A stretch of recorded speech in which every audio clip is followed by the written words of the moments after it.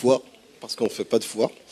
Mais je vais parler d'une autre façon d'anatomie, c'est l'anatomie cellulaire. Ça veut dire qu'on peut aller jusqu'à ce qui est vraiment petit. C'est ce qui est l'ADN et on peut aller jusqu'à la base de l'ADN. Donc on peut disséquer ça, on peut voir ce qui se passe à l'intérieur. Donc on fait quand même un peu de chirurgie. La fondation Massir, le nom c'est Moroccan Foundation for Advanced Science, Innovation and Research. Il a été créé en 2007 par le gouvernement marocain et par précisément le ministère de l'Industrie. L'idée, c'était parce qu'au Maroc, on importe presque tout. On peut aller des allumettes jusqu'à une grosse machine. Donc, vraiment, c'est très rare lorsqu'on fabrique quelque chose, on produit quelque chose. Donc, l'idée, c'est d'utiliser la science pour pouvoir créer de la richesse économique. Ça veut dire produire des choses qu'on importe et qui sont trop chères et qui épuisent l'économie marocaine, surtout dans le domaine technologique. Ça veut dire qu'on utilise la technologie, la science pour qu'on puisse produire des choses qu'on a besoin. La Fondation Massir, c'est une fondation à but non lucratif, c'est-à-dire il essaye de développer des systèmes, des méthodes, des procédures et des prototypes. Et après, il y a plusieurs méthodes par lesquelles il peut les faire rentrer dans le marché marocain, qui est le premier but. Mais après, il y a aussi un but de faire marketer ça à l'extérieur du Maroc, par exemple en Afrique. On est presque 100 chercheurs et scientifiques. Il y a des ingénieurs, il y a des étudiants en thèse. Donc on fait aussi de la formation, on ne fait pas seulement de la recherche et développement, on forme les gens aussi, parce on encadre les thésards qui travaillent sur des projets de recherche et développement. La Fondation Massir, elle est constituée par 3 centres. Le centre de biotechnologie, que je vais insister là-dessus après. Il y a le centre de microélectronique, qui fait tout ce qui est packaging et système embarqué, travaille sur les microprocesseurs, les microcaméras. Il y a aussi un 3e centre, c'est un centre de matériaux, nanomatériaux, qui constitue la plupart des nanochimies. Et il y a aussi dans ce centre-là, il y a des personnes qui s'intéressent aussi au développement des programmes qui s'intègrent dans l'énergie solaire, l'énergie renouvelable. On a aussi un centre pour l'optique et la photonique. Ces 3 centres, ils ne sont pas isolés par rapport aux autres. Il y a une interaction entre les 3 centres. Ça veut dire, par exemple, il y a une interaction entre la biotechnologie et l'électronique pour produire des choses qui peuvent être utilisées dans le domaine médical, par exemple, dans le domaine agriculture. Et vous allez voir un exemple que je vais donner sur la biotechnologie médicale, dans lequel je suis chef de projet, qui a vraiment une collaboration étroite entre les différents centres. Les domaines d'activité, vous allez voir, on agit au niveau de l'agriculture, l'agroalimentaire, la santé, l'énergie renouvelable, les mines, le transport intelligent. Donc, il y a pas mal de projets qui s'effectuent à l'intérieur de Massir qui visent l'amélioration des produits dans ces différents centres et différents domaines.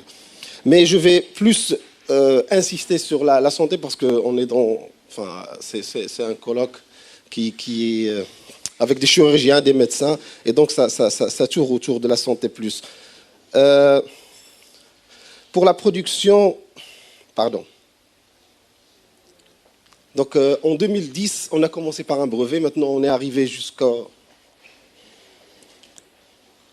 alentours de 31 brevets qui sont valorisables dans plusieurs domaines, dans le domaine d'agriculture, médical, des mines et tout ce que je suis venu dire. Donc il y a vraiment une amélioration très forte de la production des brevets et de intellectual properties.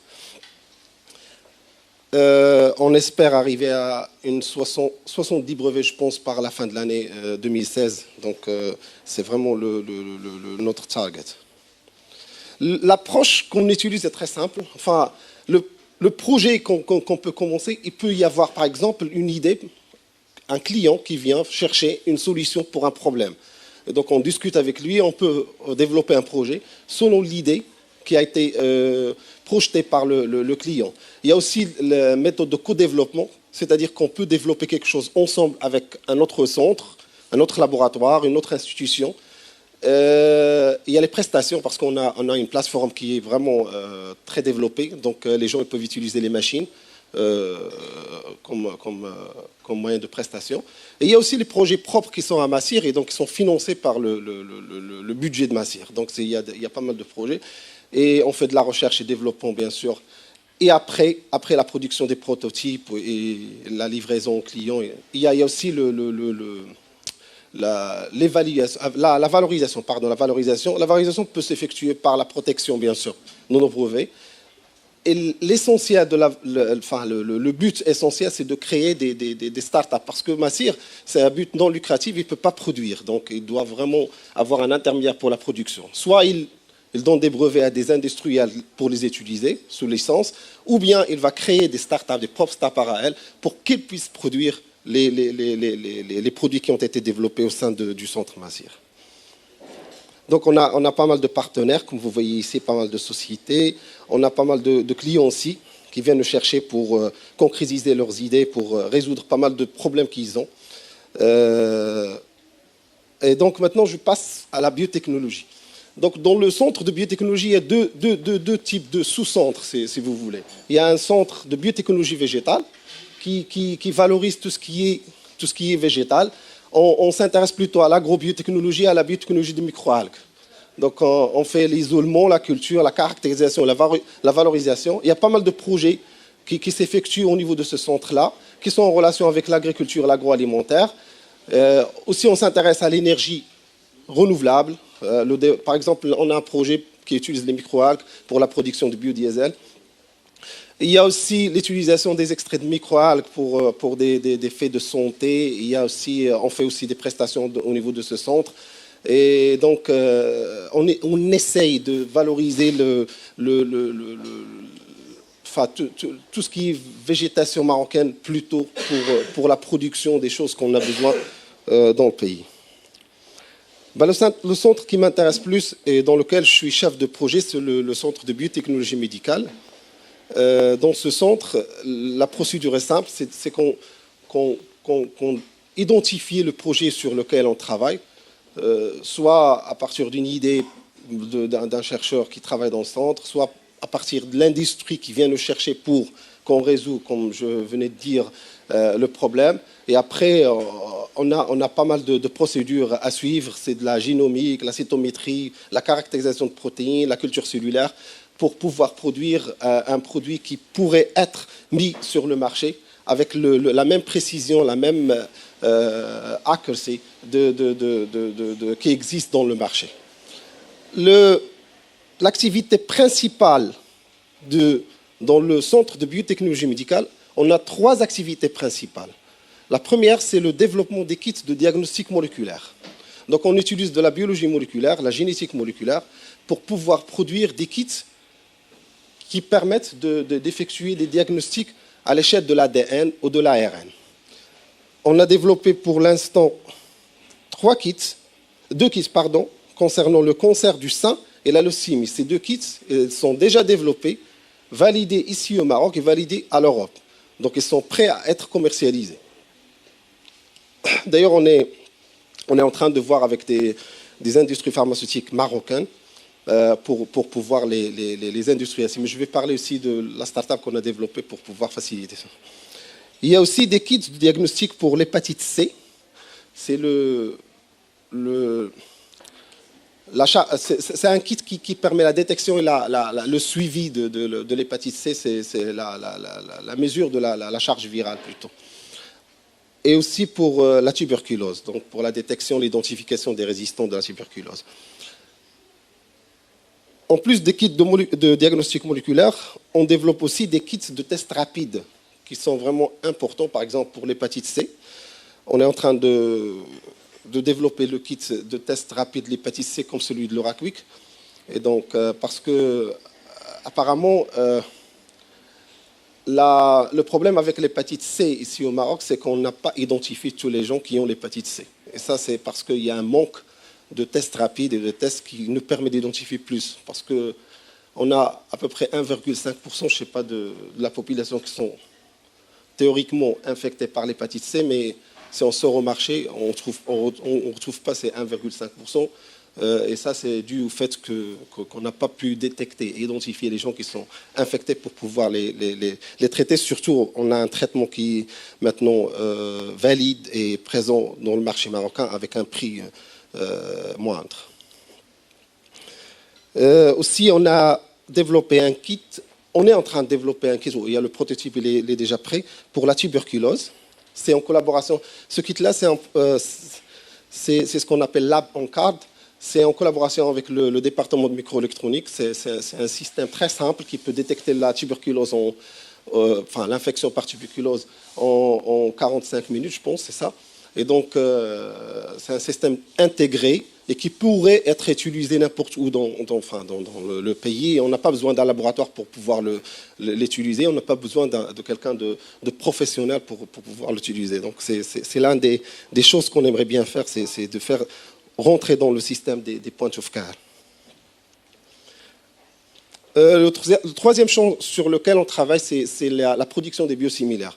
Effectivement, les médicaments chimiques ils commencent à avoir de plus en plus une efficacité. Maintenant, il y a la tendance vers les médicaments biologiques, comme par exemple les hormones, les anticorps.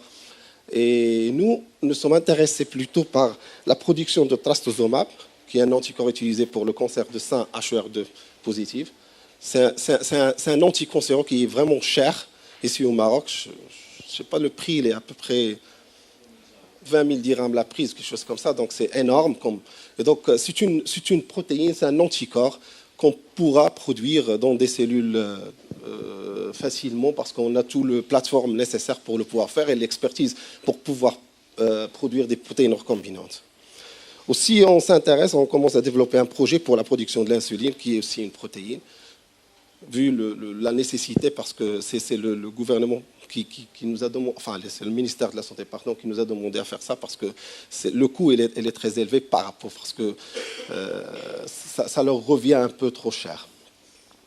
Donc, tout ce travail ici, il a été effectué par des gens qui ont été bien formés dans les domaines de biologie cellulaire, moléculaire, et nécessite bien sûr la présence des machines et de l'appareillage qui sont indispensables pour la réalisation de ces manips, la validité et la performance.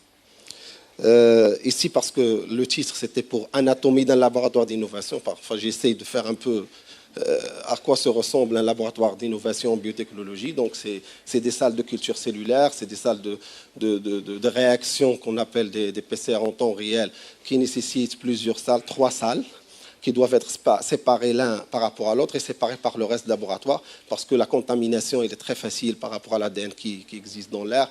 Donc, il faut qu'on soit vraiment isolé par rapport à l'extérieur et que la manip ou bien l'expérience doit effectuer dans les standardisations internationales. On a pas mal d'appareils dans notre laboratoire centre, comme celle-ci par exemple, c'est l'appareil qui nous permet d'effectuer la PCR en temps réel. On a un fax calibre qui peut nous mesurer les cellules par cellule et ce qui arrive par rapport aux cellules qui sont mortes, les cellules qui sont vivantes. Il y a pas mal de choses qu'on peut mesurer par cette machine. On a des bioréacteurs parce qu'on a besoin de produire plus d'ADN, plus d'ARN. Et aussi, on a des machines pour l'ELISA. Ça, c'est un exemplaire des machines qu'on a dans le laboratoire, mais on a plus. Je ne voulais pas vraiment mettre tout. Et l'essentiel, c'est qu'on a une plateforme dont on a accès, comme en biologie, la biotechnologie médicale, on a accès. C'est une plateforme qui est constituée par d'autres machines, comme par exemple la plateforme LCMS, la plateforme de RMN qu'on peut utiliser. On a même un microscope électronique. Et tout ça nous a permis de faire la connexion entre les différents projets qui sont effectués, soit dans le microélectronique, soit dans la chimie des nanomatériaux, soit dans la biotechnologie, pour pouvoir créer un peu des produits qui peuvent être très utiles pour le marché marocain et qui sont dans la plupart du temps importés de l'extérieur du Maroc. Et voilà, donc pour la valorisation, c'est... puisque Massir, c'est une fondation à but non lucratif, il n'a pas le droit de produire. Donc, pour les produits qu'on a validés au niveau de la biotechnologie, les kits de diagnostic moléculaire, les tests rapides, ils vont être fabriqués, industrialisés par une start-up que Massir a développée qui s'appelle Moldiag, by Massir. L'idée, c'est de pouvoir produire à l'échelle industrielle, mais en collaboration avec l'industrie pharmaceutique qui va nous permettre de distribuer ces kits et ces produits jusqu'au laboratoire d'analyse qui va pouvoir les utiliser. On a des collaborations avec Pharma5, avec Sotema, avec Cooper Pharma aussi. Donc, c'est des boîtes pharmaceutiques qui ont montré leur intérêt par rapport à nos produits. Ils ne vont pas pouvoir les produire parce qu'ils n'ont pas l'expertise nécessaire pour la production. C'est pour ça qu'on a développé une start-up pour pouvoir produire les kits qu'on a développés déjà en Massir. Voilà, donc j'étais un peu bref. C'est tout. Merci.